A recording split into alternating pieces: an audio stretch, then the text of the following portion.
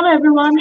So আমি বলে এসেছি কোভিড-19 সংকটময় পরিস্থিতি নিয়ে করণীয় এবং এই পরিস্থিতি কি হতে পারে তা নিয়ে লাইভ আড্ডায় এবং আপনারা যেটা জানেন যে আমাদের এই প্রোগ্রামটি অবিরত টলারেন্সের একটা ক্যাম্পেইন হলো সবাই ভিন্ন আশা করণীয় এবং successfully implemented executed by our box limited.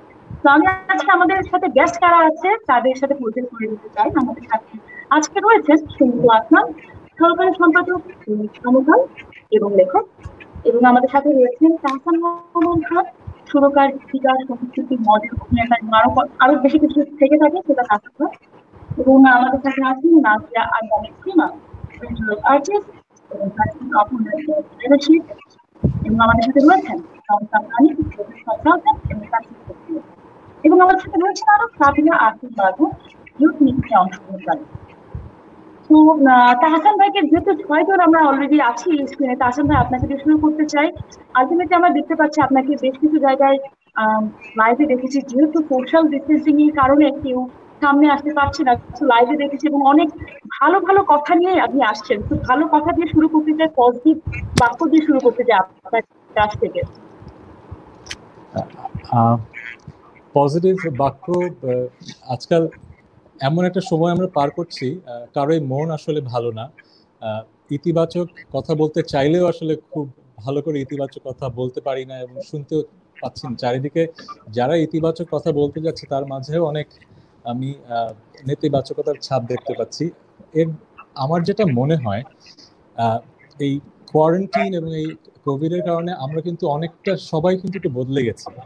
কারণ আমরা যারা এন্টারটেইনার এবং পারফর্মার, আমরা সবসময় কিন্তু পর্দার সামনে আসি অনেক ভেবে চিনতে, অনেক প্রিপারেশন নিয়ে। কিন্তু আমি আমার নিজের কথা যদি বলি, একটা সময় ছিল আমি এরকম লাইভে আসতে পছন্দ করতাম না। আমার মনে হতো যে আমি একটু প্রিপারেশন নিয়ে আসি, কিন্তু লাইভে এই কোয়ারেন্টাইনে বেশ কিছুবার আমি এসে আমি রিয়েলাইজ করেছি আমি কিভাবে বদলে গেছি। সেটা হচ্ছে যে I have become more real. এবং আমি জানি যে অনেকে অনেক কিছু পছন্দ করে, অনেক কিছু পছন্দ করে না, কিন্তু I have come to realize যে সবাইকে তো খুশি করা যাবে না। কিন্তু এই যে আমরা লাইভে আসছি, আমরা একটু ভালো কথা বলছি, কিছু মানুষের এগুলো আসলেই কিন্তু কাজে দিচ্ছে। সবাই বাসায় বসে কাজ না করে থাকতে থাকতে কিন্তু অনেক বিমর্ষ হয়ে পড়ছেন, অনেকে ডিপ্রেসড হয়ে পড়ছেন। তারা এক একজন এক একভাবে সেটা ডিল করছেন। অনেকে হয়তো এই লাইভগুলো দেখে হয়তো একটু ভালো ফিল করছেন, একটু ভালো কথা শুনে অনুপ্রাণিত হচ্ছেন। সো আমার যেটা মনে হয় যে এই যে আমরা আসছি কয়েকদিন পর পর মানুষের সাথে একটু ইন্টারাক্ট করছি, আমাদের যারা ভালোবাসা দেন, এটাই হয়তো আমাদের এই সময়কার কাজ। আমরা তো আর এই মুহূর্তে কনসার্ট করতে পারছি না, আমরা শুটিং করতে পারছি না, আমরা মানুষকে বিনোদন দেওয়া আমাদের কাজ, কিন্তু আমরা সেটা করতে পারছি না। কিন্তু এই যে কিছু ভালো কথা হয়তো বলার চেষ্টা করছি, এটা দিয়েই হয়তো আমাদের কাজটা আমরা করছি এবং যাদের কাছ থেকে অ্যাপ্রিসিয়েশন পাচ্ছি খুবই ভালো লাগছে। আবার অনেকে বলছে যে এত ঘন ঘন লাইভে আসছেন কেন। আমার মনে হচ্ছে যে এই মুহূর্তে কঠিন সময়টা আমরা একসাথে থেকে এই যে ইন্টারাকশন, প্রিয়ার সাথে আমরা একই ইন্ডাস্ট্রিতে কাজ করি, দেখা হয় না অনেক বছর। প্রিমা আপার সাথে অনেক বছর আগে দেখা হয়েছিল, কতদিন পরে দেখা হলো।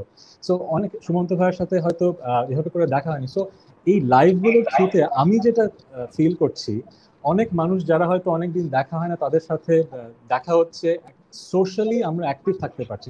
কারণ একা বাসায় দিনের পর দিন থাকা কতটা যে কষ্ট, এটা কিন্তু এবার আমরা ফিল করছি।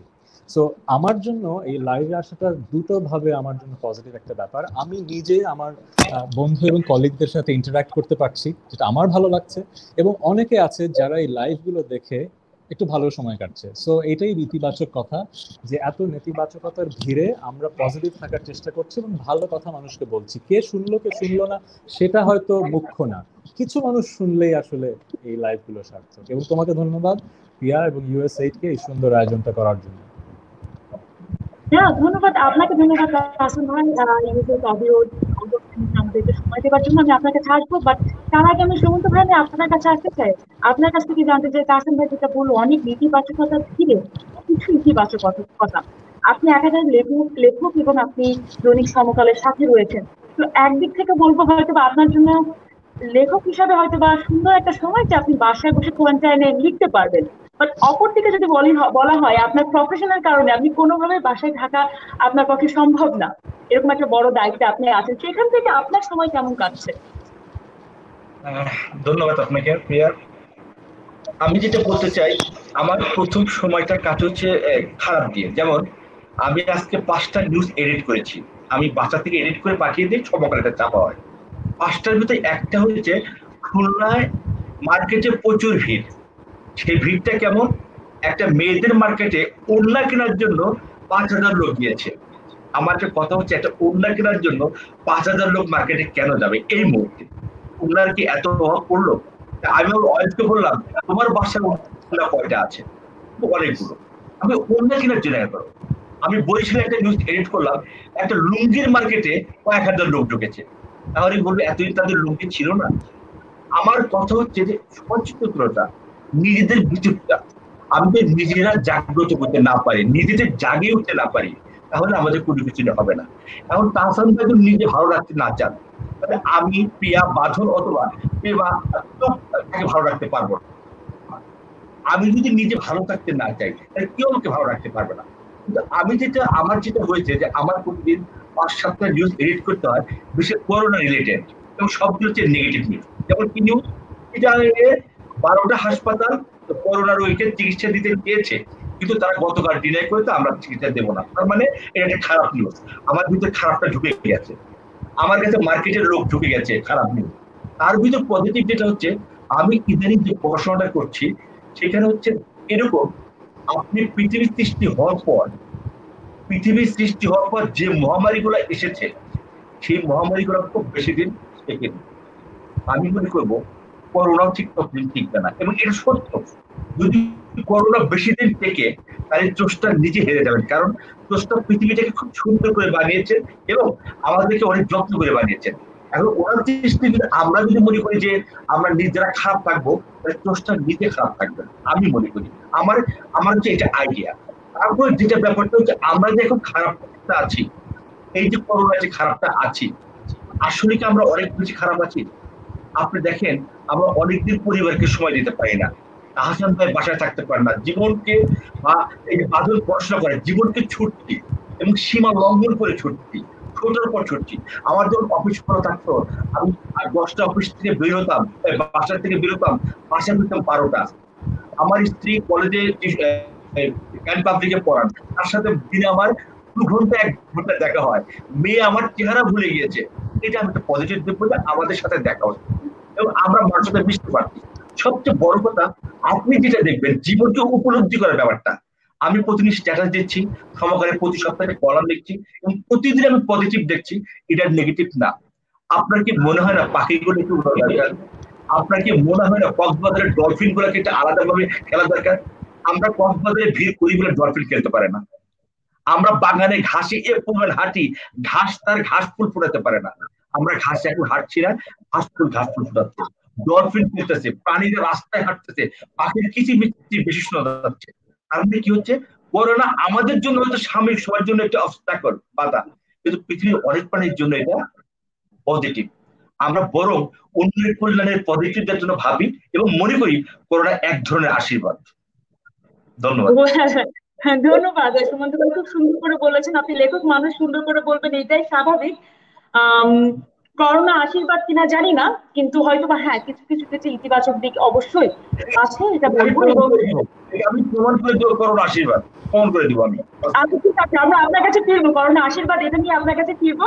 কিন্তু আমি আপনার কাছে আসতে চাই, যেভাবে সুমন্ত ভাই তুমি যেটা বললেন, কোনো মহামারী বেশি দিন পৃথিবী সৃষ্টি হওয়ার পর টিকতে পারেনি মানব সভ্যতার ইতিহাসে। তো সেই ক্ষেত্রে কি বলবেন যে করোনার এখন এই সময়ে, আপনি তো normally you are business consultant, আপনি প্রত্যেকটা বড় বড় বিজনেস যারা বা গ্রুপ যারা আছে তাদেরকে আপনি কনসালটেন্সি করে থাকেন, যে কিভাবে তারা তাদের বিজনেস এগিয়ে নিয়ে যাবে, এমপ্লয়িরা কিভাবে ভালো থাকবে, এডুকেট নিয়ে কথা বলেন, সবকিছু নিয়ে কথা বলেন। এই সময় আপনাকে যদি বলা হয়, ডেফিনেটলি আই এম শিওর আপনাকে বলা হয়েছে বিজনেস কনসালটেন্সির জন্য, আপনি কি পরামর্শ দেন যারা যারা গ্রুপ বিজনেসম্যান যারা রয়েছে, তাদেরকে এই সময় আপনি কি পরামর্শ দেন? Thank you Priya, thank you for having me on the show, এবং খুবই রেলেভেন্ট এবং রাইট একটা প্রশ্ন করার জন্য। আমি সব কর্পোরেট হাউসদেরকে যেটা বলছি ওইটা হচ্ছে, post Covid the world will change. আমরা কোভিড এর আগে পৃথিবীটাকে যেভাবে দেখতাম বা যেভাবে মনে করতাম, পোস্ট কোভিড পৃথিবীটা একরকম থাকবে না। এর মধ্যে কয়েকটা যে চেঞ্জেস গুলো আসবে, এগুলি নিয়ে সবাইকে অ্যাওয়্যার করার চেষ্টা করছি, এবং তারা যেন তাদের বিজনেস প্ল্যান এবং অর্গানাইজেশনাল স্ট্রাকচারটা ওইভাবে তৈরি করে ওগুলো নিয়ে কথা বলছি। সো কয়েকটা উদাহরণ আমি দেই, যেমন work from home will become the new normal, অর্থাৎ অর্গানাইজেশনরা রিয়েলাইজ করেছে যে কিছু কিছু মানুষ তো আসলেই ওয়ার্ক ফ্রম হোম করতে পারে এবং ওয়ার্ক ফ্রম হোমে তারা অনেক এফেক্টিভ। যেমন যারা ওয়ার্কিং মমস এবং যারা সিঙ্গেল মমস, ওরা রিসার্চ দেখা যাচ্ছে they are becoming 1.4 times more productive and more effective in working from home. এবং এটা তো স্বাভাবিক, তাই না প্রিয়া? যে তিনি তার বাচ্চাকে দেখতে পাচ্ছে, তিনি একটা কল করে একটু বাচ্চাকে টেক কেয়ার করে আবার কাজ করতে পারছে, তার রেডি হতে সময় লাগছে না, তার খেতে আসতে সময় লাগছে না, তো সে বাসার মধ্যে টোটালি ফোকাসড হয়ে কাজ করছে। এবং তুমি তো জানো প্রিয়া, ঠিক তোমার মতোই এবং নাজির আঞ্জলি প্রেমা, যেহেতু দুজনকে আমি পার্সোনালি চিনি, আপনাদের দুজনের মতোই মেয়েরা কিন্তু নর্মালি অনেক কর্মঠ হয় এবং অনেক বেশি প্রোডাক্টিভ হয় যদি ওদেরকে আমরা রাইট এনভায়রনমেন্ট দিতে পারি। And what can be the best environment other than your home? So এটা বোঝানোর চেষ্টা করছি যে work from home will become the new normal, এবং সবাইকে টেকনোলজি স্যাভি হতে হবে, ডিজিটাল স্যাভি হতে হবে, যেটাকে বলা হয় ডিজিটাল লিটারেসি। অর্থাৎ আমি যদি এমপ্লয়িকে বলি যে তুমি জুমে একটা মিটিং কল করো বা গুগল হ্যাংআউটে দুটো তিনটে একটা কল ডাকো, ও যেন হা করে তাকে না থাকে, ও যেন তড়িৎ বুঝতে পারে যে এটা আমি কি বলছি। এবং এই যে ওয়ার্কিং ফ্রম হোম এবং digital literacy will be two of the very big important areas. আমরা যেটা বুঝতে পারছি যে হসপিটালিটি ইন্ডাস্ট্রি, তোমার ট্রাভেল ইন্ডাস্ট্রি, এরা খুব বাজেভাবে হিট খাবে, বিকজ মানুষ এখন বুঝে গিয়েছে যে একটা বিজনেস কনফারেন্সের জন্য আমি প্লেনে ফ্লাই করে চিটাগং গিয়ে অথবা বাংলাদেশের বাইরে গিয়ে সারা বিশ্ব থেকে লোকজন এসে যে একটা মিটিং হওয়ার কথা, ওটা আসলে আমরা জুমেই সেরে ফেলতে পারছি, saving millions of dollars for the company. তো এই জিনিসগুলো আমরা অনেক বেশি দেখতে পারবো। এবং তোমার technological rise in different sectors, যেমন এডুটেক, যেমন অলরেডি তুমি দেখেছো যে আমি আমার বিভিন্ন ক্লায়েন্টদের জন্য 2 ঘন্টার ছোট ছোট অনলাইন মডিউল বানিয়েছি। সো এডুটেক এবং হেলথ টেক, তুমি জানো যে 22টা টেলিমেডিসিন কোম্পানি থাকার পরও এখন পাঠাও গতকাল লঞ্চ করলো যে পাঠাও হেলথ, এবং সহজ লঞ্চ করলো সহজ হেলথ আজকের নিউজ। তো পরপর 2 দিন দেশের বড় 2টা ক্যারিয়ার ওরা টেলিমেডিসিনে আসলো। তার মানে কি, বাসায় বসে আমি 2 দিন আগে আম্মাকে বাসায় বসে পালস হেলথ কেয়ারের মাধ্যমে ডাক্তার দেখালাম। Amazing, it's brilliant technology. তো তার মানে কি, হেলথ টেক, এডুটেক এবং এই ধরনের এগ্রিটেক, সবগুলা ক্ষেত্রে টেকনোলজি উইল রাইজ। এবং ডিজিটাল বাংলাদেশে আমাদের মাননীয় প্রধানমন্ত্রী শেখ হাসিনার যে স্বপ্ন ছিল যে ডিজিটাল বাংলাদেশ বাস্তবায়নের, ওই বাস্তবায়নটা আরো আর্লি হয়ে যাচ্ছে, যেটা হয়তো 10 বছর লাগতো, ওটা নেক্সট 2 বছরে হয়ে যাবে। এবং এই ডিজিটাল রেভলিউশন আমার মনে হয় third world developing country বা মানে second world developing countries like Bangladesh and other neighboring countries, আমরা এটাতে খুবই লাভবান হব। এটা পোস্ট কোভিড, এটা আমাদের একটা ভালো দিক নিয়ে আসবে। Thank you. ধন্যবাদ জন, সুন্দর করে বলছিলেন। আপনি যেভাবে বলছিলেন যে আমাদের মাননীয় প্রধানমন্ত্রী শেখ হাসিনা কি তার যে স্বপ্নটা ছিল ডিজিটাল বাংলাদেশ, আসলে মনে হয় ডিজিটাল বাংলাদেশ খুব তাড়াতাড়ি আমরা পেয়ে যাবো। বিকজ আমি কিছুক্ষণ আগে প্রিমাপুর লাইভে দেখছিলাম, এখানে একজন বলেছিলেন, তিনি যে বলছিলেন যে যেটা জন আপনিও বললেন যে work from home, and not only that, যে অনলাইনে আমরা খুব পরিচিত হয়ে যাচ্ছি, এখন কিছু না পেলে আমরা অনলাইনে যাচ্ছি, অনলাইনে কি পাওয়া যাচ্ছে এগুলো দেখতে যাচ্ছি। তো প্রিমাপু, আপনার কাছ থেকে জানতে চাই, আপনি ব্র্যান্ড ফোরামের ডিরেক্টর, আপনি অনেক বিজনেসের সাথে জড়িত আছেন, আপনি একটি ভিজুয়াল আর্টিস্ট। তো সব দিকে আর্টিস্টের মন মানসিকতা আমার একটু কাম হয়, একটু সুন্দর হয়, আবার অপরদিকে আপনি বিজনেসের সাথে জড়িত আছেন, তো সেখান থেকে অনেক কিছু নিয়ে আপনার মাথায় প্রবলেমের মধ্যে বা এই অস্বস্তিকর সময়ের মধ্যে আপনার থাকতে হচ্ছে। তো দুইটাকে ব্যালেন্স করতে হবে।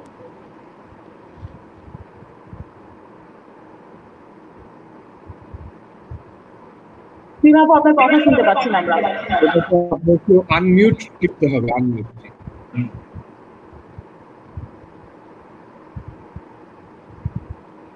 এবার শোনা যাচ্ছে? এবার শোনা যাচ্ছে। আচ্ছা, তো দুটো স্টেট তুমি কি বললে? একটা আর্টিস্টিক স্টেট এন্ড আরেকটা আপনি ব্র্যান্ড ফোরামের সাথে আছেন as a director. Corporate state and artistic state. আসলে এই যে ওয়েব সেমিনার গুলো, এটা যে এত একটা ব্রিজিং তৈরি করছে যে আমি প্রথম দিকে আই ওয়াজ সবার মতোই এমন একটা সারিয়াল স্টেটে ছিলাম যে আমি বুঝতে পারছিলাম না কোপ করব কিভাবে। And as soon as I started Bangladesh creative forum, আর একটা new platform that deals with all the creative people and creative mind in the country and outside the country. And I'm inviting them to come to the webinar and making a bridge local and global. তো যখন এটা করলাম তখন আসলে বুঝতে পারলাম আরো যেটা ডন বললো এবং যেটা সবাই বলছে যে ডিজিটাল প্ল্যাটফর্মের যে এত একটা কানেক্টিভিটির যে এত বড় স্কোপ এটা বোঝা গেল এবং আরো আমরা বুঝতে পারলাম, সম্পৃক্ত হতে পারলাম এই প্ল্যাটফর্মটার সাথে। এবং যতবারই ইনভিটেশন আসছে এবং যতবারই আমি সংযুক্ত হতে সবাইকে ডাকছি, সবাই সাড়া দিচ্ছে এবং আমিও সাড়া দিচ্ছি। কারণ আসলে মানুষ কখনোই মূলত একা বাঁচতে পারে না। যদিও আমরা জানি মানুষ মূলত একা, কিন্তু সে কখনো একা বাঁচতে পারে না। তো যে কোনো একটা সান্নিধ্য তাকে প্রাণের কাছাকাছি নিয়ে যায়। তো সেই জন্য আমি মনে করি যে আমার তোমাদের সাথে যে দেখা হলো, and I feel so great. And আরেকটা কথা যেটা বললাম, আজকে আমি খুব অদ্ভুতভাবে খেয়াল করলাম যে আমাদের কিন্তু প্রত্যেকটা মানুষের মধ্যে একটা রিফ্লেক্টিভ ইন্ট্রোস্পেকশনাল চেঞ্জ চলে আসতেছে স্লোলি। হ্যাঁ, আমি এতদিন তো কাপড় পরতে হয়নি। প্রিয়াকে আমি বলবো সবাইকে, we love to dress up, right? But আমাদের কিন্তু ড্রেস আপ করতে হচ্ছে না। গত 55 ডেজ উই একটা দুইটা বা তিনটা টি শার্ট অ্যান্ড কাপড় পরে আছি, রাইট? তো যখন আমি ওয়েবিনারে আসছি আমাকে একটা কাপড় চুজ করতে হচ্ছে। আমি এটা বোধহয় 5th টাইম আমি নোটিস করলাম আমি কাপড় চুজ করতে ভুলে গেছি। You know what, that is so interesting. আমি এই প্রসেস করতে পারছি না কি করে চুজ করতে পারে। তো আমি কিছুক্ষণ একটু শকড হয়ে গেলাম। আই কল মাই মাদার, আমি একা থাকি, আমি আমার মাকে ফোন করলাম যে আমি কাপড় চুজ করতে ভুলে গেছি।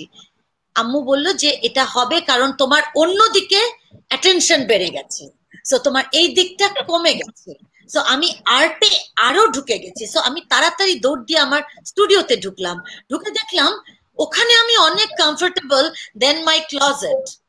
সো তার মানে আমার যেটা পরিচয়, আমার যেটা অস্তিত্ব, তার কাছাকাছি আমি আরো এসে পড়ার সুযোগ পেয়েছি এবং আরো অনেক বেশি নিজেকে সম্পৃক্ত করেছি, যার জন্য বাহুল্য জায়গাগুলিতে অতটা ইনভেস্ট করার মতো আকর্ষণ বোধ করছি না। সো এই যে একটা ডাইমেনশন তৈরি হয়েছে, আমি প্রথমে অবাক হলাম, তারপর আপ্লুত হলাম, তারপর ড্রাইভিং করে নিজেকে নতুন করে আবিষ্কার করার জন্য অস্থির হয়ে গেলাম। তো এই যে একটা process and adaptation, and through that adaptation going for a transformation, I can't wait to see my new transformation, যে আমি আসলে আরো কিভাবে নিজেকে ডাইভার্সিফাই ওয়েতে উন্মুক্ত করব এবং দেখব যে নেক্সট আমরা আসলে কোন অ্যাভিনিউ গুলোতে ভেঞ্চার করব। সো আই থিঙ্ক এই অপরচুনিটি, সুমন্ত আপনি বললেন, ডন বললো, বাঁধনের কথা আমি এখনো শুনিনি, প্রিয়া তুমি বলছো, তাসান বললো, আমরা সবাই যে এত একটা ইন্টারেস্টিং এরাতে প্রবেশ করছি। আমি বলি আর্টে একটা রেনেসান হয়েছিল। হ্যাঁ, রেনেসা একটা ভেরি বিগ ওয়ার্ড। আমরা আরেকটা রেনেসা দেখতে যাচ্ছি। এটা not only for art and literature, এটা হিউম্যান কাইন্ডের একটা রেনেসা তৈরি হতে যাচ্ছে, যে আমরা যদি এখন নতুন ভাবে নিজেরা মানুষ হিসেবে আবির্ভূত না হই, there is no other chance that we could take and avail this revolutionary renaissance than ever before. খুব সুন্দর বলেছেন প্রিয়া আপু। Absolutely, but what we're talking about adaptation, new transformation and all, সেটা হয়তো বা আমরা চাই বা না চাই আমাদের মধ্যে ঢুকে যাচ্ছে এবং অ্যাডাপ্ট আমাদের করতে হবে, কোনো কিছু করার নাই। তো বাদল, আমি আপনার কাছ থেকে একটু শুনতে চাই যে আপনি সবাই ভিন্ন একসাথে অনন্য যে ক্যাম্পেইন, আপনি রাজশাহী ইউনিভার্সিটির স্টুডেন্ট, সেখান থেকে আপনি ইউথ মিটিং এ আপনি অংশগ্রহণ করেছেন এবং ইউথ মিটিং আপনি দেখেছেন সবাই ভিন্ন একসাথে অনন্য ক্যাম্পেইনটা থাকে হচ্ছে যেখানে ডাইভার্সিটি নিয়ে কথা বলা হয়, টলারেন্স নিয়ে কথা বলা হয়, আপনি অংশগ্রহণ করেছেন। তো সেখান থেকে আপনি কি শিখলেন, বা আমরা যখন গিয়েছিলাম আপনার আশেপাশে যারা আপনার ফ্রেন্ড সার্কেল যারা রয়েছে সেখান থেকে তাদের কি মতামত ছিল, একটু ছোট করে জানতে চাইবো আপনার কাছে।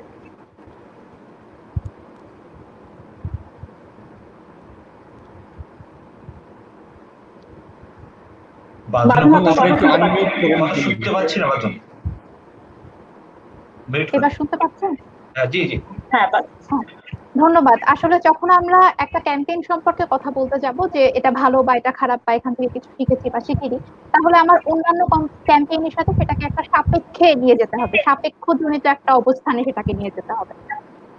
সেক্ষেত্রে যদি আমি বলি তাহলে এসবিও যে ক্যাম্পেইনটা ছিল খুব সময়োপযোগী একটি ক্যাম্পেইন, রাজশাহী বিশ্ববিদ্যালয়ের ক্ষেত্রে বা যে কোনো বিশ্ববিদ্যালয়ের ক্ষেত্রে আমাদের বাংলাদেশের আমাদের ছাত্র সমাজ বা এই পরিপ্রেক্ষিতে।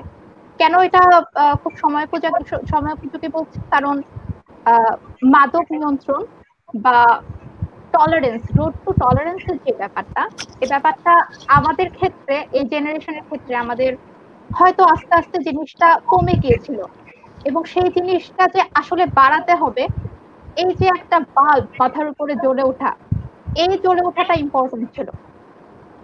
That's why road to tolerance এই যে টাইটেলটা, এসপিও যে কর্মকাণ্ডগুলো ছিল সেগুলো আমাদের ক্ষেত্রে অনেক বেশি উপকার করেছে।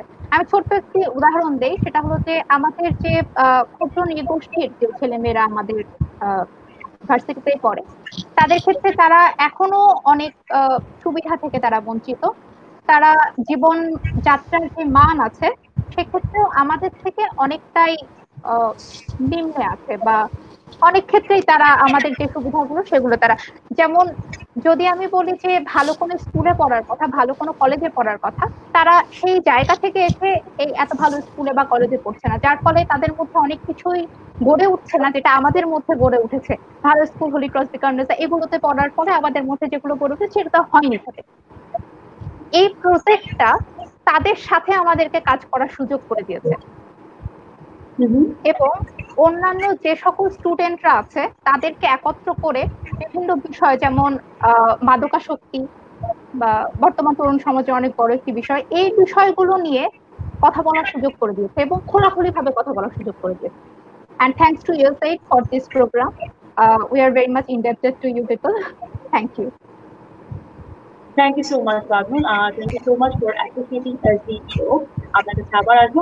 হাসান ভাই, আপনার কাছ থেকে শুনতে চাই, আমরা তো COVID-19 নিয়ে অনেক শুনছিলাম, বাট এখন যদি একটু অন্যদিকে যাই, সেক্ষেত্রে আমি প্রথমে আপনার কাছ থেকে জানতে চাইবো যে আপনি তো একটা সময় শিক্ষকতাও করেছেন, তো আপনি স্টুডেন্টদের সাথে আপনার স্টুডেন্টের মন মানসিকতাও হয়তো আপনি জানেন, এবং আপনার এখন অনেক তরুণ প্রাণরা রয়েছে, তরুণ তরুণী যেটাই বলেন না কেন, অনেক প্রাণ রয়েছে।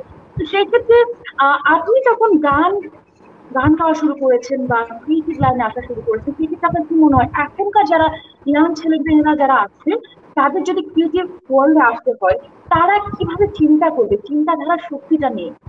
বিকজ সবাই কিন্তু ছোটবেলা থেকে ক্রিয়েটিভ ভাবে অত বড় হয় না, বা ওরকম প্যারেন্টিং বা ওরকম এনভায়রনমেন্টটা পায় না। তো সেক্ষেত্রে আপনি কি বলবেন? কারণ আমাদের কিন্তু প্রজেক্টের একটা ব্যাপারই আছে যে তরুণরা অনেক এক্সট্রিমিজমের দিকে হয়তো ঝুঁকে যেন না পড়ে। তো সেক্ষেত্রে আপনার গাইডেন্স কি থাকবে তাদের জন্য? বেশ কয়েকটা কথা তোমার প্রশ্নে চলে এসছে।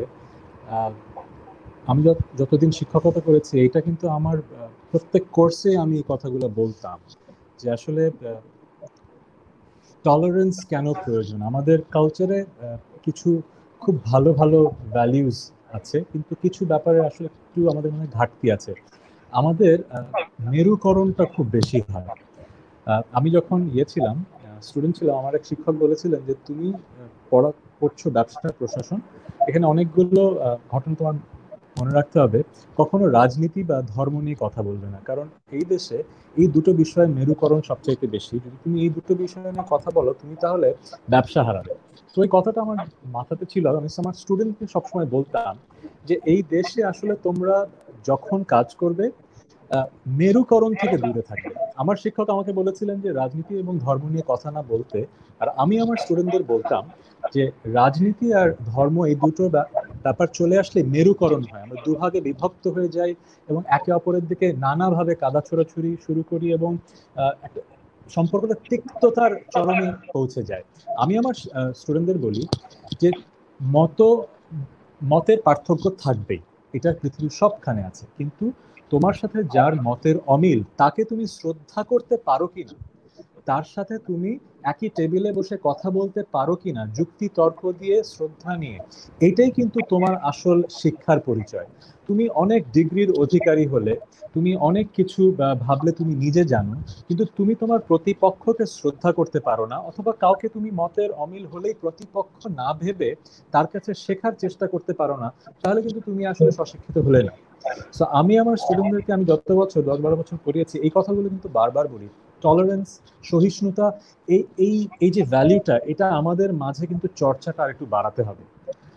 সেটা তুমি এক্সট্রিমিজম বলো আর যে কোনো ফিল্ডেই বলো, আমরা আসলে অন্যের যেই মতবাদ বা যাদের সাথে আমাদের মতের অমিল, তাদের সাথে আমরা খুবই বৈরী পরিবেশ সৃষ্টি করি খুব সহজে। সেখান থেকে আমাদের বেরিয়ে আসতে হবে। আমি নতুন জেনারেশনকে এটাই বলবো যে তোমার একটা বিশ্বাস থাকবে, সেটাকে তুমি আঁকড়ে ধরে থাকবে, কিন্তু তোমার বিশ্বাসের সাথে যার বিশ্বাস মিলবে না তাকে তুমি অ্যাটলিস্ট তার কথাটা বলার সুযোগ দাও, তাকে তুমি শ্রদ্ধা নিয়ে তার কথাটা শুনো। কারণ সবসময় যে তুমি মেজরিটি হবে তা তো না। তুমি যদি অন্যকে শ্রদ্ধা করো, তাহলে কোন একটা সময় তুমি যখন মাইনরিটিতে থাকবে তোমাকেও কেউ শ্রদ্ধা করবে। আর এই কথাগুলো যত ইয়াং জেনারেশন শুনবে, তত কিন্তু তারা বুঝবে যে extremism is a form of sickness. সেটা রিলিজিয়াস এক্সট্রিমিজম হোক অথবা যে কোনো ফর্মের এক্সট্রিমিজম হোক। আমার যেটা মনে হয়, আমাদের কালেকটিভ ফেলিয়ার হচ্ছে, যারা এক্সট্রিমিজম চর্চা করে তারা বাংলাদেশ জুড়ে ছড়িয়ে আছে, এবং তারা বিভিন্ন মাধ্যমে কিন্তু তাদের সাথে তাদের মতবাদ প্রকাশ করার সুযোগ পাচ্ছে। কিন্তু আমরা যারা ম্যাস মিডিয়া ইউজ করে মানুষের সামনে হাজির হতে পারি, আমরা যতটা বেশি এটার এগেনস্টে কথা বলা উচিত ততটা বেশি আমরা কথা বলছি না। তো তুমি যখন পিয়া ইনভাইট করলে, আমার মনে হলো যে খুবই একটা ভেরি প্রেসিং নিড, স্পেশালি নাও। এখন আমরা দেখছি যেখানে কোভিড-19 প্রকোপে আমরা সবাই ভয়ে আছি, আমাদের ঐক্যের প্রয়োজন। এই সময়টাতেও আমরা কিন্তু টলারেন্স খুব একটা দেখতে পাচ্ছি না। আমরা কোথায় কোন এক হাসপাতালে কিছু একটা অনিয়ম হলো, আমরা পুরো ডাক্তার সমাজকে ধরে আমরা কিন্তু খারাপ কথা বলছি। মেরুকরণের এমন পর্যায়ে যে পুরো দেশ একদিকে, ডাক্তার একদিকে। কোথাও কিছু একটা সরকারি কোন প্রশাসনের একজন কিছু খারাপ কিছু একটা করলেন, ব্যাস পুরো সরকারকে আমরা একেবারে ধুয়ে ফেলছি। আমার কথা হচ্ছে যে প্রত্যেকটা শ্রেণীর মানুষের, প্রত্যেক প্রফেশনের মানুষের ভালো আছে, খারাপ আছে। আমরা 10 জন বা 20 জনের কারণে আমরা তো 1 লক্ষ মানুষকে গালি দিতে পারি না। এই যে আমরা একটা মেরুকরণ তৈরি করি, তাতে হয় কি, যারা আসলে দিনের পর দিন হসপিটালে কাজ করছে তারা তো আসলে ডিমোটিভেটেড হয়ে যাচ্ছে। আমাদের তো আসলে ওই 100 জনের কারণে তো 1 লক্ষ মানুষকে আমাদের কটু কথা বলার অধিকার তো আমাদের নেই, কারণ তারা দিন রাত আমাদের জন্য খাটনি করে যাচ্ছে। সো টলারেন্সটা আমাদের বাড়াতে হবে। জাস্ট বিকজ একজন একটু খারাপ করলো বলে তাকে আমরা সমালোচনা করব, কিন্তু তার কারণে তার প্রফেশনের সবাইকে তো আমরা সমালোচনা করতে পারি না। সেরকম একইভাবে এক ধর্মের মানুষ একটা খারাপ কাজ করলো মানে ওই ধর্মের সবাইকে তো আমরা খারাপ কথা বলতে পারি না। এই যে সেন্সটা, এইটা আমাদেরকে গ্রো করতে হবে সবাইকে। এই কথাগুলোকে আমাদের বারবার বলতে হবে। এখন অনেকে বলে যে ভাই, আপনারা এই যে লাইভে এসে পজিটিভ কথা বলেন, এগুলো কি আসলে কি কোনো ইম্প্যাক্ট আছে, আসলে কি বদলাচ্ছে? আমার কথা হচ্ছে যে আপনি যে কথাটা আমাকে বলছেন, আপনি আসলে কি করছেন বদলাতে? আমরা তো তবুও কথাগুলো বলছি, 10 জন তো শুনছে। আপনি যে আপনার সময়টা ব্যয় করছেন আমার খুদ ধরতে যে আমরা কেন লাইভে এসে এই ভালো কথাগুলো বলছি, আপনি তো এই খারাপকে নেগেট করার জন্য কিছু করছেনই না, বরং যারা ভালো করছে তাদেরকে আপনি দমিয়ে রাখার চেষ্টা করছেন, এবং তাদের যেই অনুপ্রেরণা থেকে তারা যে কাজ করে সেটা দমিয়ে দিচ্ছেন। যেমন আমি রিসেন্টলি দেখলাম অনেক শিক্ষিত মানুষও লিখছেন যে লাইভে এসে সারাক্ষণ পজিটিভ কথা বললেই কি দেশ বদলায় যায় নাকি?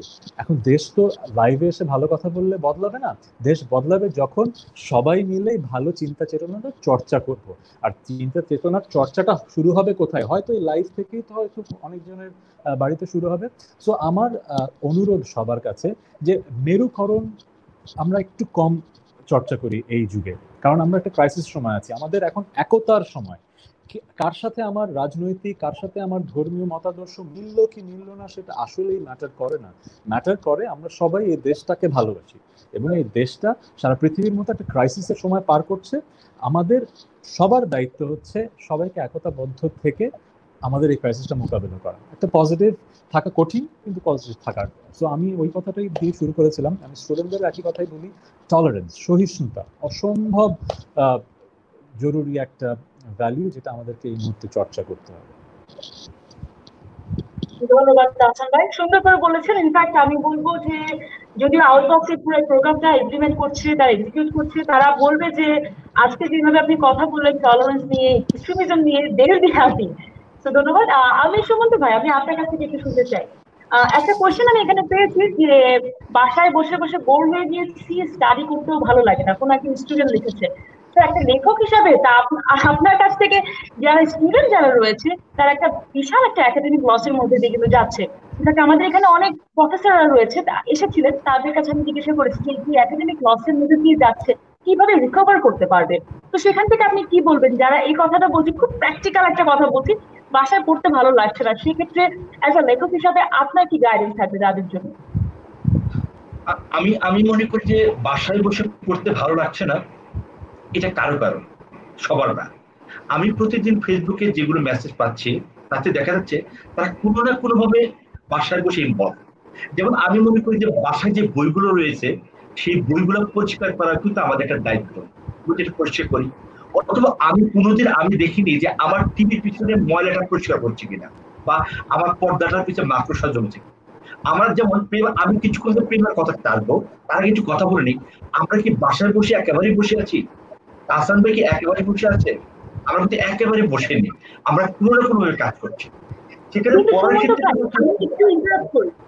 আমি একটু ইন্টারাপ্ট করি। আমাদের এখানে ম্যাক্সিমাম যারা এসেছে, তাহসান ভাই, প্রিমা আপু, আপনি, জন, বাঁধন, যদি এখন স্টুডেন্ট অনেক ছোট আমাদের থেকে, আমরা কিন্তু অনেক প্রিভিলেজড। আমাদেরকে দিয়ে কিন্তু আপনি পুরো বাংলাদেশ জাজ করতে পারবেন না। আপনি পুরো বাংলাদেশের জন্য বলুন, আমাদের জন্য না। না আমি সেটা আমি করছি না। আমার বলা হচ্ছে যে আমি যে অ্যাজ এ ম্যান, আমি একজন মানুষ, আমার দায়িত্বটা কি।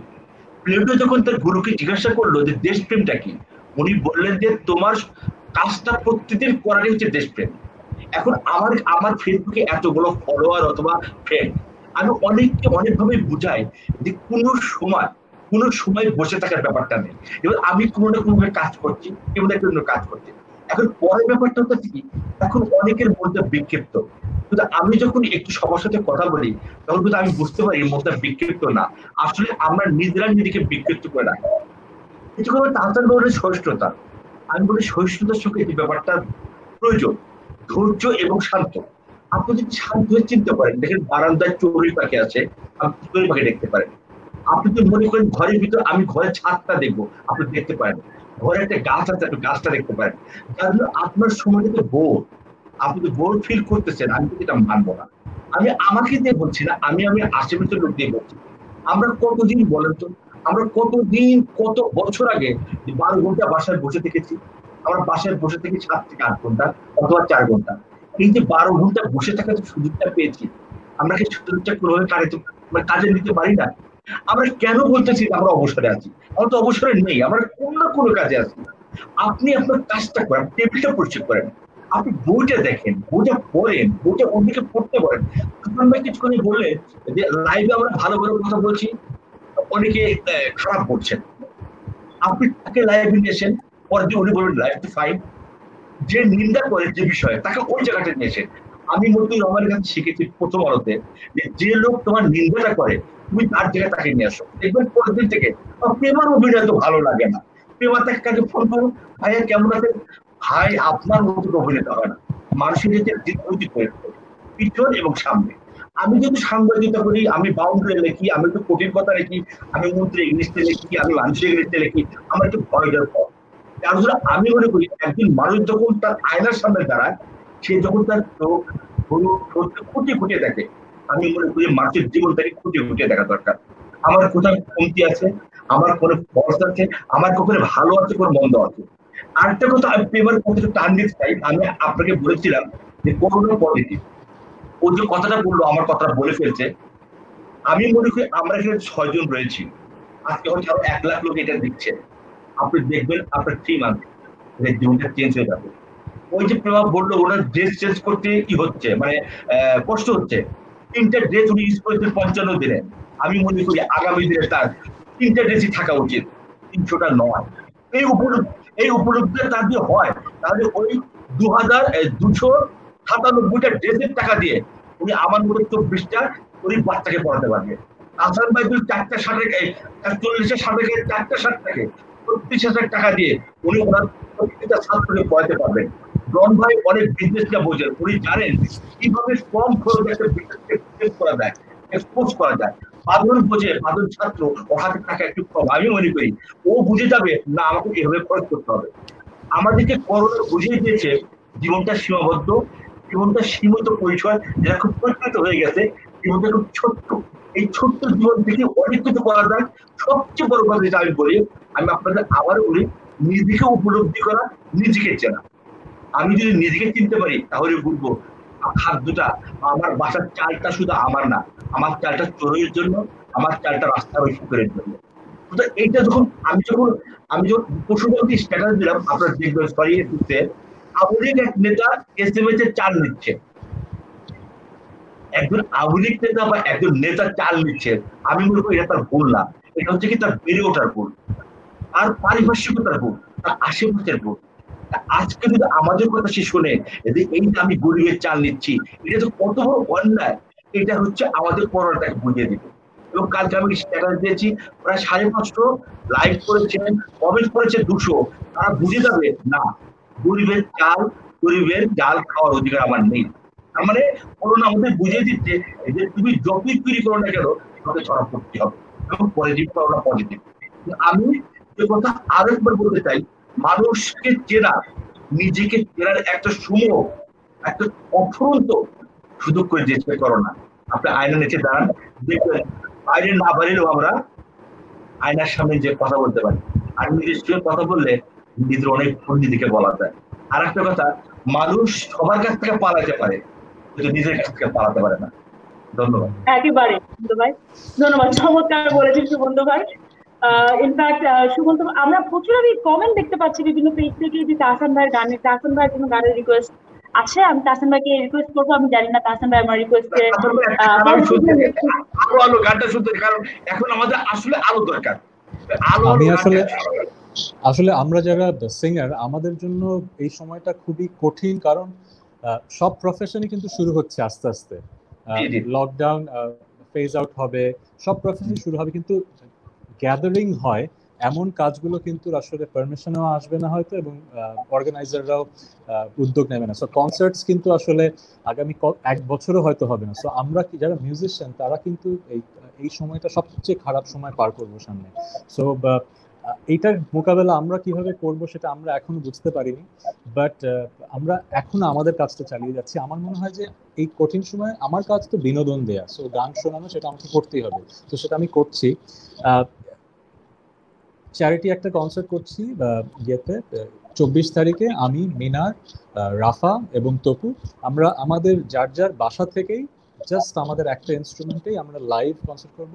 এটা একটা কোভিডের জন্য ফান্ড রেজিং কনসার্ট। সো আমাদের কিন্তু ফিউচারটা এরকমই হবে, আমরা এই ঘরে বসেই হয়তো এখন গান শোনাবো। আর যেটা করব, রিসেন্টলি একটা অকশন হয়েছে, সেখানে যিনি বিজয়ী হয়েছেন তার ফ্যামিলি সহ আমার বাসায় আসবেন, আমি আমার লিভিং রুমে পিয়ানো বাজিয়ে গান শোনাবো। ফিউচারটা হয়তো এরকমই, হয়তো লাইভে মানুষকে গান শোনাবো, অথবা যারা আমার বাসায় এসে গান শুনতে পারবে তারা গান শুনবে। সো যদিও হাসির মুখে কথাটা বলছি, কিন্তু অনেক কষ্ট নিয়ে বলছি। আমি হয়তো one of the lucky few musician, আমি হয়তো অনেক বছর ধরে যশ খ্যাতি উপভোগ করেছি, অর্থনৈতিকভাবে আমি সচ্ছল, কিন্তু বেশিরভাগ মিউজিশিয়ান কিন্তু এখন কিন্তু খুব খারাপ সময়ের মধ্যে দিয়ে যাবে। সো আমি সবাইকে এই সুযোগটা বারবার পাচ্ছি, আমি লাইভে এসে বলছি, সিঙ্গার্স এবং মিউজিশিয়ানসদের কিন্তু সামনে আপনাদের অনেক সাপোর্ট লাগবে, বিশেষ করে যারা ফুল টাইম মিউজিক করেন, তাদের কিন্তু কনসার্ট হবে না। সো যখনই সুযোগ পাবেন, সামনে যখন আবার কনসার্ট শুরু হবে, please support singers and musicians. আর যিনি গান শুনতে চাইলেন, ডেফিনেটলি আমি গান পিয়ানোতে শোনাবো, বাট আজকের এই আয়োজনটা তো টলারেন্স নিয়ে, আজকে সুন্দর সুন্দর কথা বললাম আর শুনলাম, আজকে এখানেই সীমাবদ্ধ থাকি। Thank you. আর সুমন্ত ভাই, আমি করে গান শোনাবো।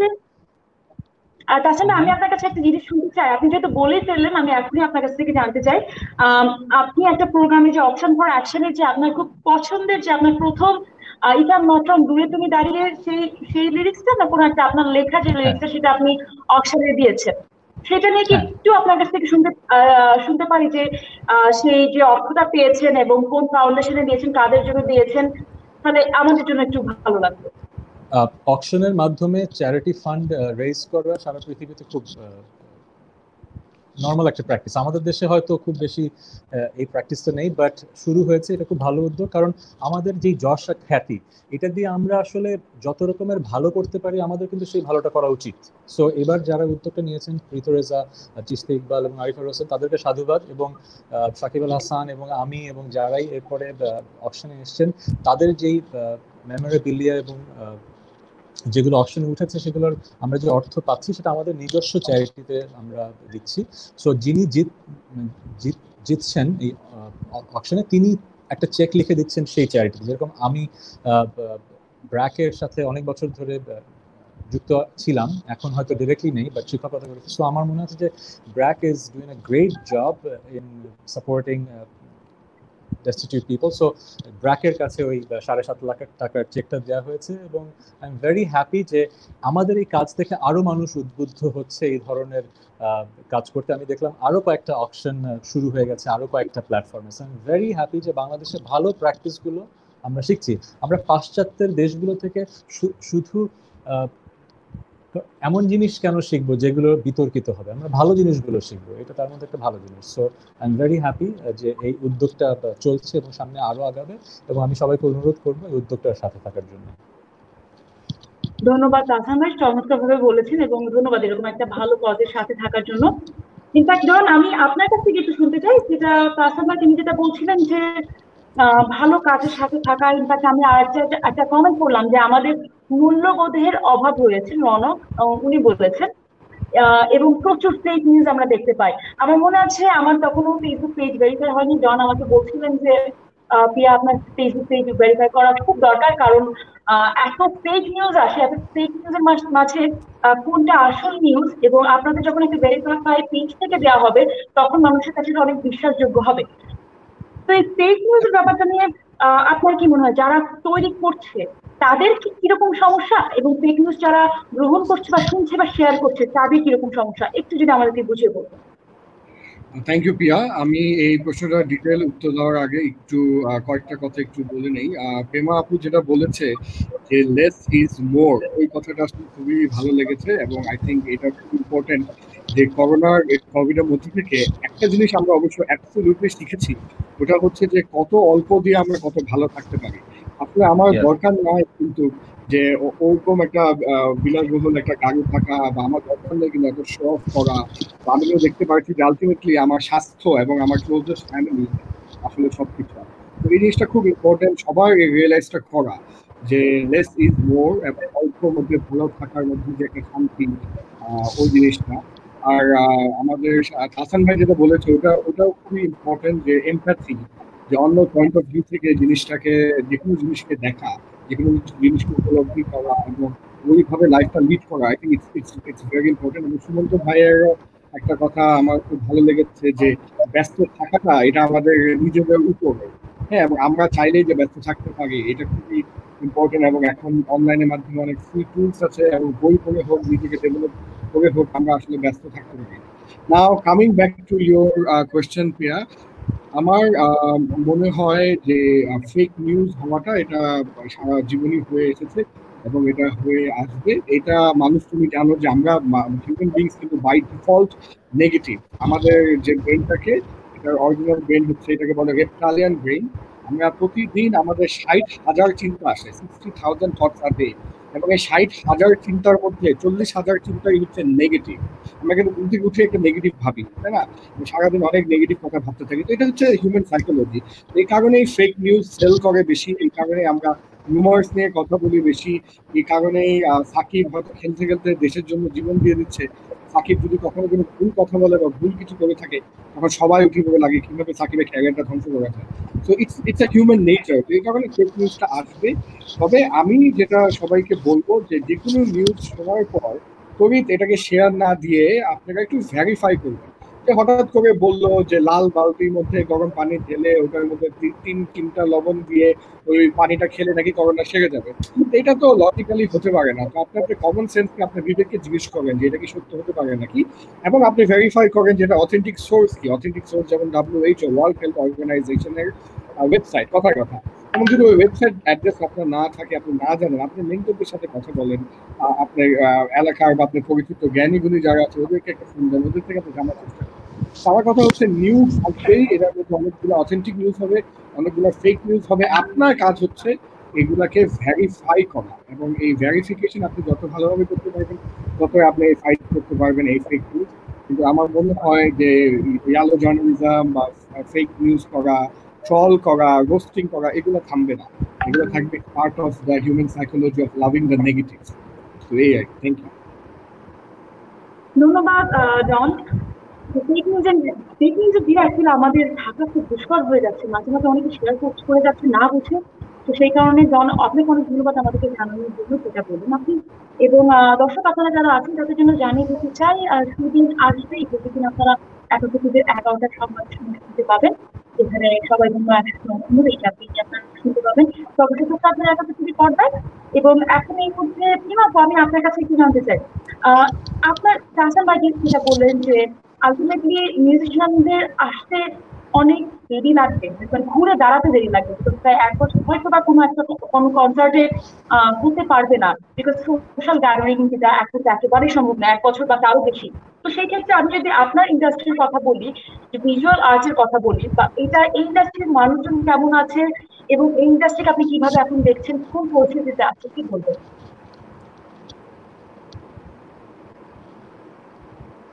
কিভাবে আপনার মাইক্রোফোন আবার মনে হয় অ্যাকচুয়ালি যে কোনো ক্রাইসিস আমাদেরকে নতুন পথ উন্মোচনের সুযোগ করে দেয়। তো আমি দেখতে পাচ্ছি যে এই সময় ইনোভেশনের একটা বিশাল ভূমিকা থাকবে, এবং আর্টিস্টরাও বসে নেই, ভিজুয়াল আর্টিস্টরা। আজকে আমি একটা ওয়েবিনার করেছি যেখানে নতুন নতুন আর্ট ইনিশিয়েটিভ তৈরি হচ্ছে, এবং আর্টিস্টরা টার্নিং ইনটু এন্টারপ্রেনিউর, তারা আস্তে আস্তে উদ্যোক্তাতে রূপ নিচ্ছে, কারণ তারা যখন দেখছে নতুন পথ ছাড়া, নতুন লিডারশিপ ছাড়া, নতুন প্রসেস ছাড়া আর্টের কোনো সেক্টর আর সার্ভাইভাল মোডে নাই। তখন এই প্ল্যাটফর্মের একটা শিফট হচ্ছে, ওরিয়েন্টেশনের একটা শিফট হচ্ছে, অডিয়েন্সের মন মানসিকতার মধ্যে একটা ব্যাপক পরিবর্তন আসছে।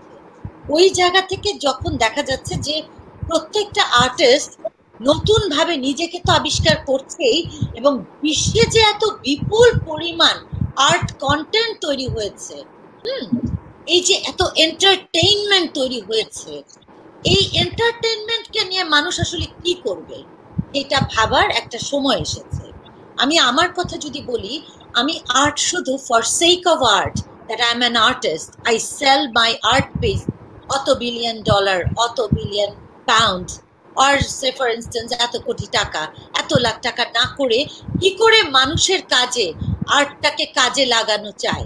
এখন সময় আসবে কমিউনিটি আর্ট ডেভেলপমেন্টের, সময় আসবে make art that will engage people to build a new communication tool to cater the holistic community and to make a holistic approach to build a new community.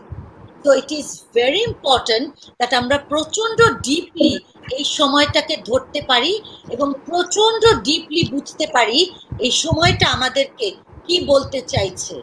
আমরা যে এত গা ভাসিয়ে, এত আনন্দের সাথে এত আবিষ্কার করলাম, এত বৈজ্ঞানিক বসে বসে এত নোবেল প্রাইজ পেল, এরকম একটা প্যান্ডেমিক কি করে যে ধারণ করবে এবং মোকাবেলা করবে, এটার একটা আবিষ্কার তারা করতে পারলো না।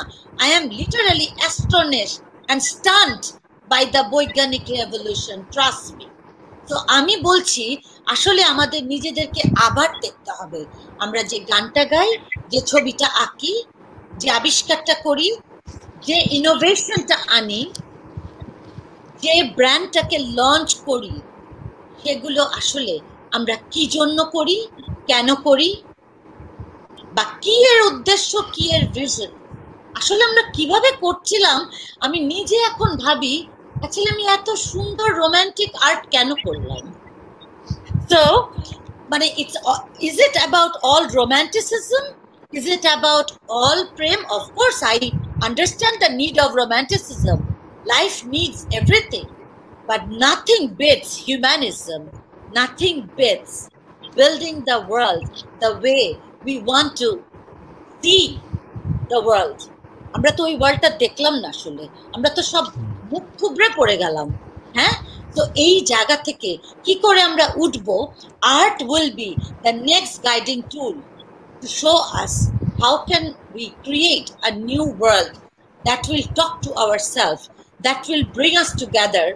যেটা বললো না যে তাসান্নি বোধহয় বললো এটা কথাটা, যে খুব সুন্দর লেগেছে যে আমরা অনেক কিছু পেয়েছি আর্ট দিয়ে, we became privileged, but we actually have to look back to support the community, to support the whole society, and actually আর্টকে আসলে জীবনের একটা অঙ্গ করে তুলতেই হবে। আর্ট এখনো কেন এন্টারটেইনমেন্ট, এটার কেন বক্তব্য নেই? সুমন্ত আসলাম যেটা বললেন, ডন বলছেন, আমরা প্রত্যেকে যে জায়গায় আছি তাকে আমরা তো স্পেসিফিকলি এত ন্যারো ডাউন করে দেখি যে কল্পনার বাইরে। হ্যাঁ, আমি মনে করি আমার আর্ট গ্রেট, আরেকজন মনে করে আমার গান গ্রেট, আরেকজন মনে করে কি একটা নোভেল লিখলাম যে পুকার না পেলেই চলবে না। No, we have to really think about different from a different perspective. আমাদের একটা ঝটকা লেগে গিয়েছে যে আসলে আমরা, মানে আমি সবসময় একটা কথা বলি, why an artist should be a great artist? A great artist is that artist who will create something for the mankind. আমরা ছোটবেলায় পড়েছিলাম অটোবায়োগ্রাফি, মনে আছে? আমরা সেই জেনারেশনের মানুষ যারা অটোবায়োগ্রাফি পড়ে বড় হয়েছিলাম।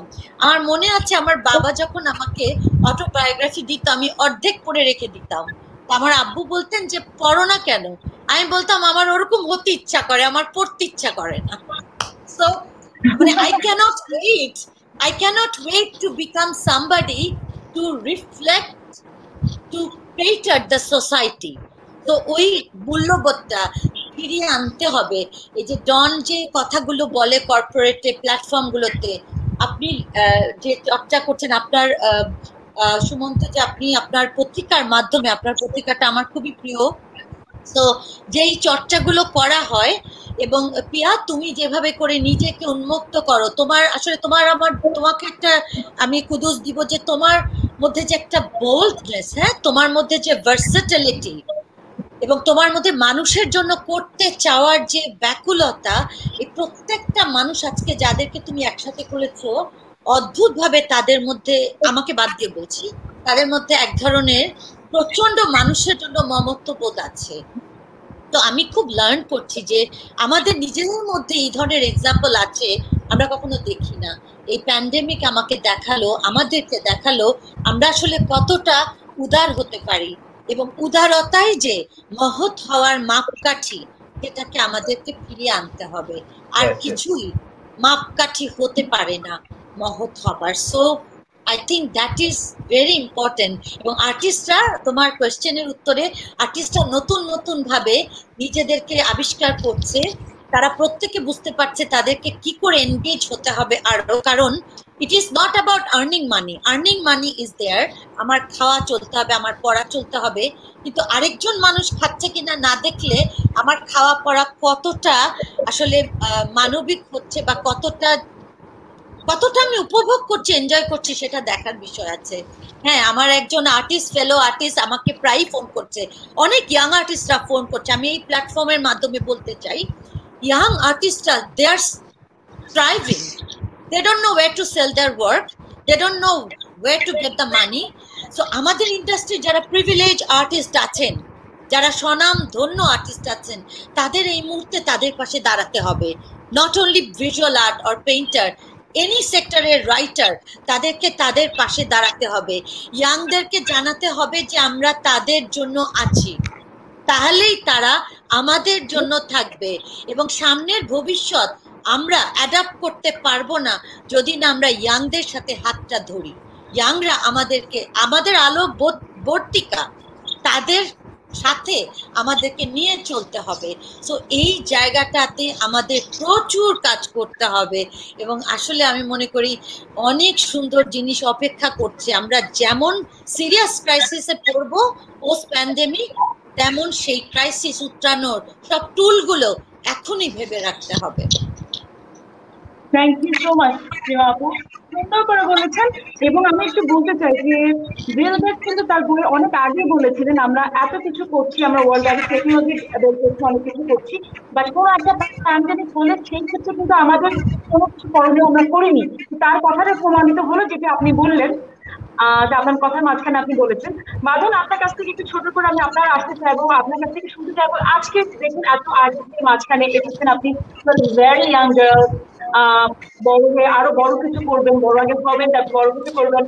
আর কি মাথায় চিন্তা ভাবনা করে যে এরকম একটা পৃথিবীতে এরকম একটা ক্রাইসিস যাচ্ছে, এই ক্রাইসিস আপনি তো পৃথিবীর অবস্থায় এখন থাকছেন, আপনি কি করতেন বা আপনার মতে কোনটা সবচেয়ে করণীয় বলে আপনি মনে করছেন? ধন্যবাদ আপনার প্রশ্নের জন্য। আসলে এত বড় বড় এত গুণী মানুষদের মধ্যে আমি এত ছোট একজন মানুষ, আগে থেকেই করছি। তো বর্তমান বিশ্বে স্টুডেন্টরা কি করতে পারে বা আমরা কি করব সামনে, আমি প্রথমেই বলে দিচ্ছি, আমরা যারা গ্রাজুয়েশন কমপ্লিট করছি বা যারা মাস্টার্স কমপ্লিট করছে, যারা একদম শেষের দিকে পড়াশোনার, তাদের প্রথম চিন্তা হলো যে এই প্যান্ডেমিকের পরে আমরা চাকরিটা কিভাবে পাবো, আদৌ আমরা কোনো জব পাবো কিনা, কিংবা আমাদের কোয়ালিফিকেশন আদৌ সেভাবে কোনো কাজে লাগবে কিনা, কিংবা কাজে লাগবে কোথায় কাজে লাগবে। আমি যদি টিচিং এ যেতে চাই তাহলে আমি অ্যাডিকুয়েট সেই জব সার্কুলার পাবো কিনা, সেই ক্ষেত্রে পাবো কিনা, এই জিনিসটা আমাদের মাথার মধ্যে এখন ঢুকে গিয়েছে। তো প্যান্ডেমিকের বিগেস্ট লসটা হয়তো অ্যাজ আ স্টুডেন্ট আমাদের ক্ষেত্রে এই বিষয়টা, মানুষ মারা যাচ্ছে, অনেক মানুষ যারা গরিব তারা আরো গরিব হচ্ছে, যারা বড় লোক তারা আরো বড় লোক হচ্ছে। এক্ষেত্রে আমাদের কি করণীয়? দেখেন, আসলে বাংলাদেশে গভর্নমেন্ট যে কাজগুলো করছে বা আগেও যে কাজগুলো করেছে, সেটা গভর্নমেন্টের পক্ষে সবসময় এত বেশি কাজ করা কখনোই সম্ভব ছিল না, কারণ আমাদের দেশটা একটা developing country, it's not something developed or like that. তো বাংলাদেশের ক্ষেত্রে এনজিও লেভেলে যে কাজগুলো হচ্ছে, বলাই বাহুল্য এগুলো অনেক ভালো কাজ হচ্ছে। প্যান্ডেমিকের সময়ও অনেক ভালো কিছু হচ্ছে, যেমন বিদ্যানন্দ তারা কাজ করে যাচ্ছে, তাদের কাজটা অবশ্যই অনেক অনেক সাধুবাদ জানাই তাদেরকে। স্টুডেন্টদের পক্ষ থেকে আমরা ভলান্টিয়ার হিসেবে কাজ করছি এবং বিভিন্ন ভাবে আমরা ভলান্টিয়ার হিসেবে কাজ করছি, বিভিন্ন স্টুডেন্ট ভলান্টিয়ার হিসেবে কাজ করছি।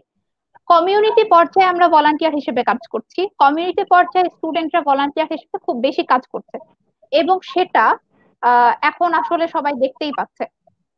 কোনো ইউনিয়নের সদস্য হিসেবে, কোনো ছাত্র সংগঠনের সদস্য হিসেবে কিংবা কোনো এনজিও সদস্য হিসেবে আমরা কিন্তু সবাই মোটামুটি কাজ করছি, যারা ফ্রন্ট লাইনে আছি বা যারা মোটামুটি ছিলাম কখনো।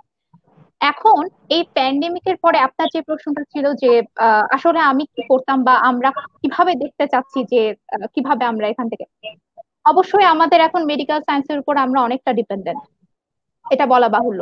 কারণ প্যান্ডেমিকের শেষ কোথায়, শেষ তো দেখতে হবে। এভাবে চলছে কিন্তু এভাবে তো চলবে না, সারা জীবন তো এভাবে চলবে না। তো কোথাও না কোথাও তো এর একটা শেষ হবে এবং সেই শেষটা অবশ্যই মেডিকেল সায়েন্সে ডিক্লেয়ার করবে, এটাই আশা করা যায়। এবং এই শেষটা যতদিন না পর্যন্ত আমরা দেখছি ততদিন পর্যন্ত আমাদের নিজেদের কাজ করে দিতে হচ্ছে, আমরা নিজেরা কাজ করছি। স্টুডেন্টরা এই লেভেলে কাজ করছে যে তারা উপর থেকে, কারণ স্টুডেন্টদের অনেক লিমিটেশন আছে, তারা যদি উপর থেকে সাপোর্ট না পায়, বিভিন্ন এনজিও থেকে বিভিন্ন অর্গানাইজেশন থেকে যদি তারা সাপোর্ট না পায়, তাহলে তারা কাজ করতে পারবে না। এক্স্যাক্টলি। ধন্যবাদ বাঁধন, আপনাকে অনেক ধন্যবাদ আমাদের সাথে যুক্ত হওয়ার জন্য এবং বলার জন্য। এটাকে আজকে আমাদের যে ক্যাম্পেইনের সবাই দিন একসাথে অনন্য, এই ক্যাম্পেইনটা শুরু হয়েছিল অবিরত রোড টু টলারেন্স গত বছরের মে মাসের 30 তারিখে। সো গত বছরের ফেব্রুয়ারিতে, সো এখন প্রায় 1 বছর 3 থেকে 4 মাস হয়ে গেল সাকসেসফুলি ইমপ্লিমেন্ট করেছে, যেটা আমি বারবার বলছি যে আউটবক্স টিমকে অনেক ধন্যবাদ বাংলাদেশের তরুণ তরুণীর জন্য পাশে থাকার জন্য। এবং আমাদের আজকে লাস্ট এপিসোড, তো সেখান থেকে আজকে যারা যারা আমাদের গেস্ট ছিলেন, তাহসান ভাই তিনি বলেছেন এখনকার সময় এখনো টলারেন্স বাড়াতে হবে, সুমন্ত ভাই বলেছেন করোনা আসতে থাকলে অবশ্যই আসবে, এবং ডন বলেছেন প্রেজেন্ট এবং post effect of this pandemic, Prima বলেছেন যে less is more and nothing with humanism, Badal বলেছেন এসডিও এর কথা। সকলকে অনেক ধন্যবাদ। আমরা চাই আগামীতে আমাদের সুন্দর একটি বিশ্ব, সুন্দর একটি বাংলাদেশ অবশ্যই আমরা গড়ে তুলতে পারবো, এবং আপনাদের সকলকে ধন্যবাদ এইভাবে সবাইকে উদ্বুদ্ধ করার জন্য। Thank you so much. সবাই Thank ভালো you. থাকবেন। Thank you. ধন্যবাদ, দেখা হবে। Thank you. বাদল দেখা হবে, প্রিয়া দেখা হবে, পিয়া দেখা হবে। By. Bye. Assalamu alaikum. Bye.